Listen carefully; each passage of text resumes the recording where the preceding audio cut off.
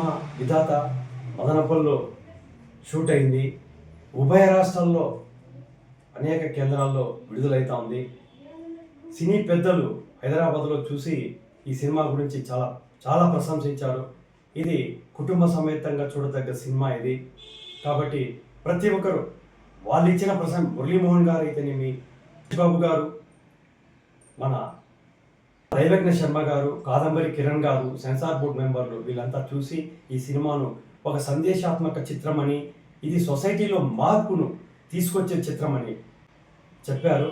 మీరందరూ చూసి సొసైటీలో ఉండే కొన్ని అవాంతరాలను చిత్రంగా దీన్ని ఆదరించాలని కోరుకుంటున్నాను. ఈ సినిమాను త్వరలో తమిళ్, కన్నడ, మలయాళం మరియు బెంగాలీ లాంగ్వేజ్లో కూడా విడుదల చేయడానికి సిద్ధమవుతున్నాము.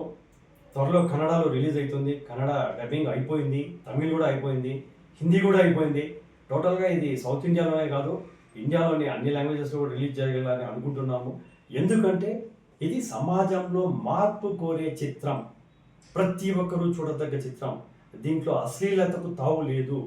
ఇది కుటుంబ సమేతంగా చూడదగ్గ చిత్రం. అందుకోసం సెన్సార్ వాళ్ళు అక్కడ సెన్సార్ చూస్తూనే మమ్మల్ని అప్రిషియేట్ చేశారు.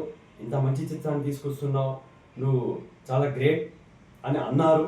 వాళ్ళ యొక్క ఆశీర్వాదాలు, మురళీమోహన్ గారి ఆశీర్వాదాలు, దిల్ రాజు గారి ఆశీర్వాదాలు, సురేష్ బాబు గారి ఆశీర్వాదాలు మా మీద ఉన్నాయి. అదేవిధంగా ప్రేక్షక మహాశయుల ఆశీర్వాదాలు మా మీద ఎల్లప్పుడూ ఉండాలని కోరుకుంటున్న వ్యక్తి,